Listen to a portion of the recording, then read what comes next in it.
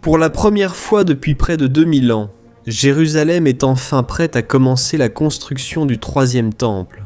L'autel a déjà été construit, les objets sacrés ont été recréés, les prêtres ont déjà suivi une formation, et même la génisse rousse a déjà été séparée pour le sacrifice. Pendant que le monde entier est distrait par les guerres, par l'avancée de l'intelligence artificielle, par les crises financières et politiques, les signes deviennent de plus en plus clairs. Aujourd'hui, je veux te montrer quelque chose de très sérieux et rarement évoqué. Comme l'apparition d'un nouveau grand prêtre en Israël prépare le terrain pour l'accomplissement des prophéties de la fin des temps. Mais avant de continuer, profitant pour t'abonner à ma chaîne, active la cloche de notification, car je veux t'apporter les dernières nouvelles, toujours basées sur la parole de Dieu. D'accord, maintenant, allons-y. As-tu déjà réfléchi à pourquoi Jérusalem a autant d'importance ? Cette ville est comme l'horloge de Dieu. Tout ce qui s'y passe sert de signe pour l'époque dans laquelle nous vivons. La Bible en parlait déjà dans Zacharie, chapitre 12.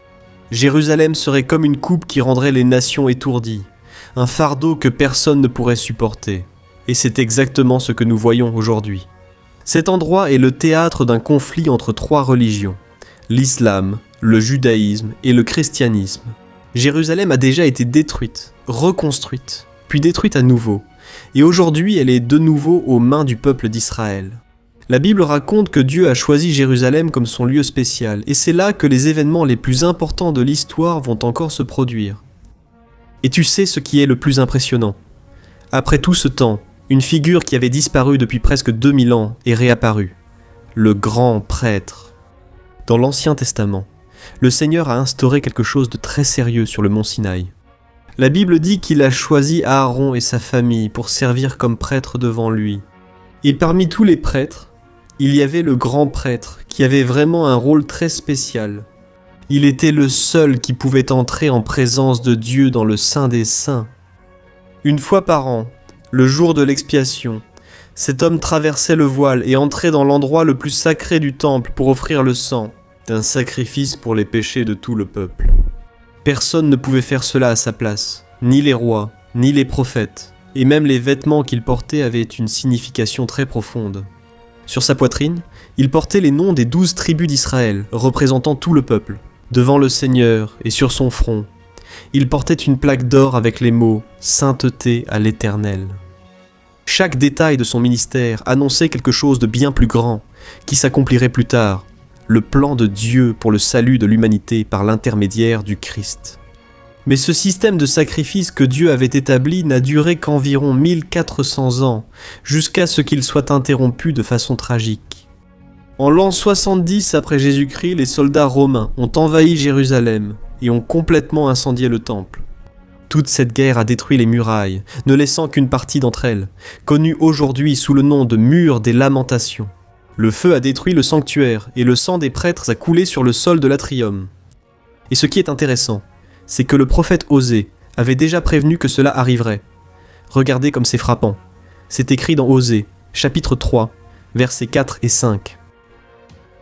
Le peuple d'Israël vivra de nombreux jours sans roi, sans prince, sans sacrifice, sans colonne sacrée, sans vêtements sacerdotales et sans idole familiale. Et c'est exactement ce qui s'est passé pendant près de 2000 ans. Le monde n'a plus vu aucun grand prêtre légitime entrer dans le Saint des Saints. Jamais, dans toute l'histoire, il n'y a eu un intervalle aussi long de silence dans le plan de Dieu. Mais malgré cela, pendant tout ce temps, Dieu a continué à veiller sur chaque détail. La lignée sacerdotale n'a pas disparu. Et jusqu'à aujourd'hui, le nom de famille Cohen, qui en hébreu signifie prêtre, est une preuve vivante que Dieu a préservé les descendants d'Aaron.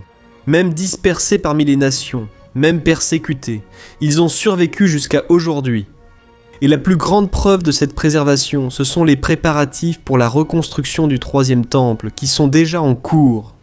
L'Institut du Temple, créé par un groupe de Juifs en 1987, a déjà recréé pratiquement tous les ustensiles du temple. Et l'un des plus grands symboles est la Ménorah, le candélabre en or pur.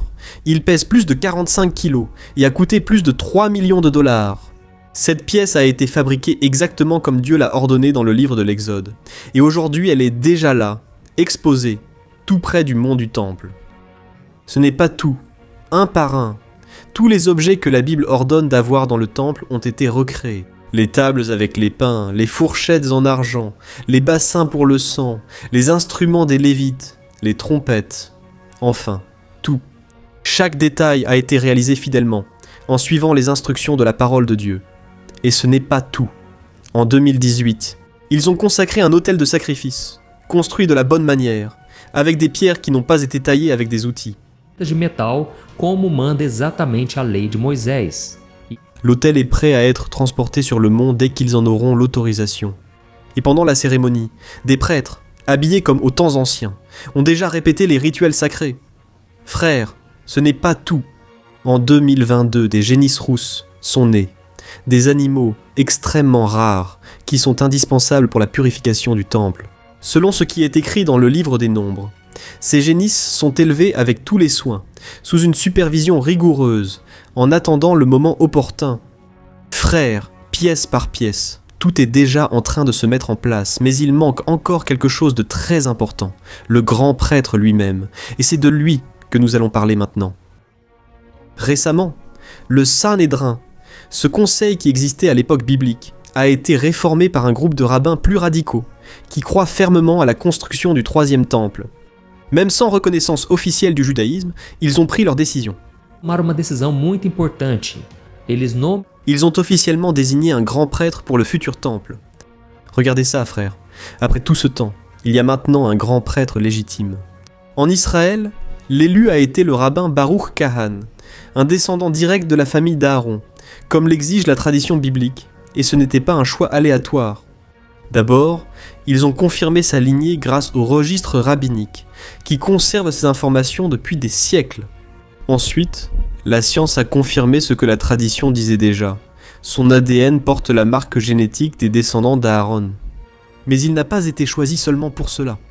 Kahan a passé des années à étudier les lois du temple et à s'entraîner aux anciens rituels, comme les sacrifices quotidiens et le service du jour de l'expiation. Et le plus impressionnant, c'est que les vêtements sacerdotaux sont déjà prêts. Le pectoral avec les 12 pierres précieuses à l'éphod, la tiare avec les mots « Sainteté à l'Éternel ». Tout a été confectionné spécialement pour lui. Et aujourd'hui, quand il porte ses vêtements et effectue les entraînements, ceux qui assistent disent que c'est comme si l'histoire d'Israël était en train de se remettre en mouvement. Pourquoi est-ce si important prophétiquement ? Et la réponse se trouve dans le livre de Daniel, au verset 27, qui contient l'une des prophéties les plus fortes sur la fin des temps. La Bible dit que l'Antéchrist conclura une alliance avec beaucoup pour une semaine. Mais au milieu de cette semaine, il fera cesser le sacrifice. E as ofertas. Réfléchis avec moi à une chose. Pour qu'ils puissent interrompre les sacrifices, ils doivent être en train d'avoir lieu, n'est-ce pas ? La prophétie elle-même révèle qu'avant la fin, le système des sacrifices juifs sera rétabli. Et c'est exactement ce qui commence déjà à se produire à Jérusalem. Et ce n'est pas tout. Dans 2 Thessaloniciens, au chapitre 2, verset 4, Paul a dit que l'Antéchrist s'assiera dans le temple de Dieu, se faisant passer pour Dieu. Et cela ne peut pas être dans un temple symbolique ou spirituel. Il doit s'agir d'un temple physique construit à Jérusalem. Et cela peut même nous sembler étrange de penser que Dieu permettrait le retour des sacrifices, puisque Jésus a déjà accompli tout ce qui était nécessaire à la croix. Mais frères, ces sacrifices vont revenir, parce que les Juifs ne reconnaissent pas Jésus comme le Messie. Et tout cela va arriver, non pas parce que Dieu en a de nouveaux besoins, mais parce que la Bible dit que cela arrivera avant la fin.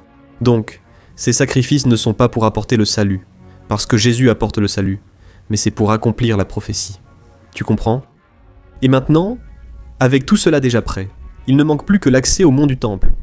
Aujourd'hui, cet endroit est contrôlé d'une manière très compliquée. Israël s'occupe de la sécurité, mais l'administration du mont est assurée par un groupe islamique de Jordanie. Les Juifs peuvent même visiter, mais à des horaires très restreints, et ils ont l'interdiction de prier ou de faire tout type de rituel là-bas. Mais récemment, les choses ont commencé à changer. De plus en plus de Juifs montent sur le mont, et le nombre de visites a beaucoup augmenté. Et pour résoudre cette impasse, il existe 3 solutions possibles. Premièrement, un accord politique devrait être conclu, permettant le partage de cet endroit. Deuxièmement, des changements progressifs dans les lois, donnant la liberté aux Juifs de prier là-bas sans restriction. Ou alors, une solution plus rapide serait de construire l'autel près du mont, et de commencer les sacrifices là même, sans avoir encore à toucher à la structure principale. Je sais que cela peut sembler difficile, mais tu te souviens du mur de Berlin, en 1989 ? Personne n'imaginait qu'il tomberait. Et soudainement, en quelques jours, ce qui semblait impossible s'est simplement produit sous les yeux du monde entier. Et avec le mont du Temple, la même chose peut arriver. Ce dernier obstacle peut disparaître du jour au lendemain. Frères, regardez. Tout cela se passe à Jérusalem. Il y a quelque chose de bien plus grand derrière, quelque chose de spirituel. La Bible dit, dans le livre des Hébreux, que pendant qu'un temple terrestre est préparé ici sur terre, le véritable temple existe déjà dans le ciel. Jésus-Christ est notre véritable grand prêtre, et il est assis à la droite du trône de Dieu et intercède pour nous dans le véritable sanctuaire. Et face à tout cela, je te pose une question très sincère. Allons-nous continuer à vivre comme si rien ne se passait ? Le Christ nous a laissé un avertissement très clair dans Matthieu 33. Lorsque nous verrons ces choses arriver, nous pouvons être certains que la fin est plus proche que jamais. Et maintenant, plus que jamais, il est temps de veiller. Ça ne sert à rien de simplement regarder ce qui se passe à l'extérieur si, à l'intérieur, notre vie spirituelle est endormie. C'est le moment d'apprendre davantage de la Bible, de renforcer notre vie de prière et de mettre le royaume de Dieu à la première place. Ainsi, Acima de tudo. Amém? je t'invite donc à me rejoindre ici chaque jour pour mieux connaître la parole de Dieu. Je suis le pasteur Antonio Junior. Et si tu as été béni par ce message, partage cette vidéo avec au moins 3 personnes sur ton WhatsApp qui ont besoin de comprendre ces signes. Que Dieu te bénisse puissamment. Un gros câlin.